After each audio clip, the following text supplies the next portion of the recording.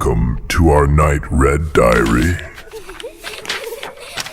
रात फिर वही थी, वही घर, वही सन्नाटा। पर इस बार सन्नाटा जिंदा था। हर दीवार कुछ कह रही थी, कुछ ऐसा जिसे सुनना किसी के बस में नहीं था। कहानी अब और गहराई में उतरने वाली थी।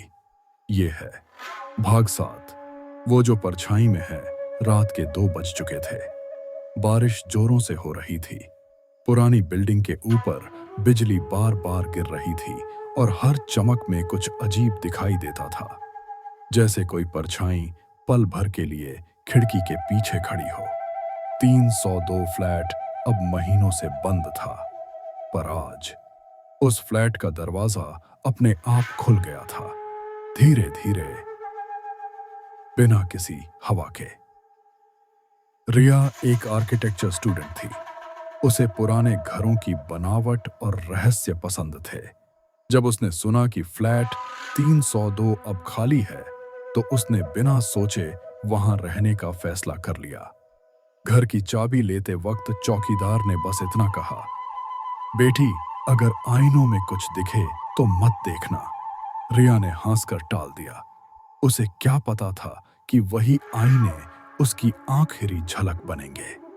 रिया ने घर में सामान जमाया, मोमबत्ती जलाई और कुछ स्केच बनाने बैठी।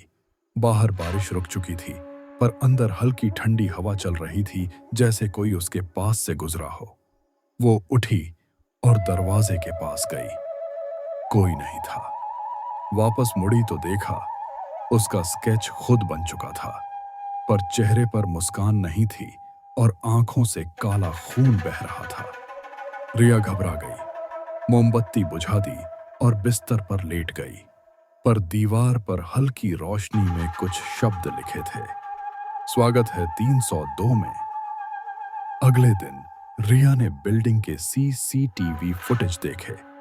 उसने देखा, रात 3:02 पर उसके कमरे की खिड़की अपने आप खुलती है और अंदर कुछ धुंधली परछाई घूमती है।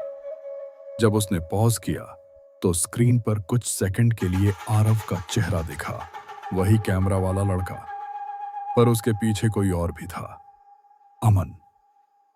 दोनों मुस्कुरा रहे थे और फिर स्क्रीन ब्लैक हो गई। रिया ने सोचा, बस अब बहुत हुआ। उसने कमरे की सारी लाइट्स ऑन की, आईनों को ढक दिया और कैमरा चालू कर दिया। वो बोलने लगी, कौन हो तुम लोग? क्या चाहते हो मुझसे? कमरे में कुछ नहीं था, सन्नाटा। फिर अचानक कैमरे की स्क्रीन हिली और उसमें कुछ दिखाई दिया। वो खुद, लेकिन काली आंखों वाली, मुस्कुराती हुई रिया। उस क्लोन जैसी परछाई ने धीरे से कहा, अब मेरी बारी है जीने की।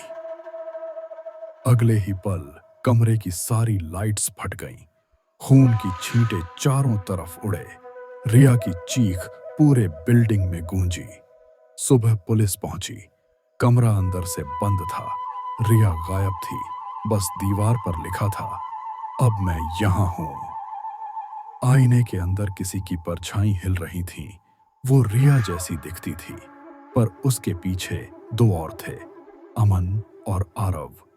तीनों मुस्कुरा रहे थे।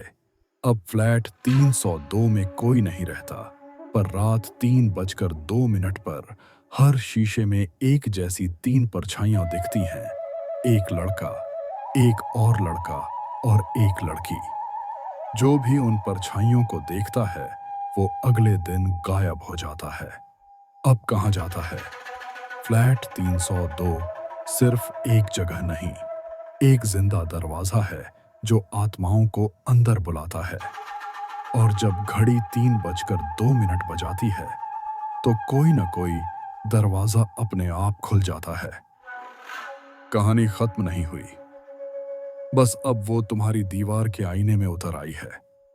अगर रात में कोई आवाज सुनो या परछाई हिले, तो बस याद रखना, वो अब तुम्हें देख रही है।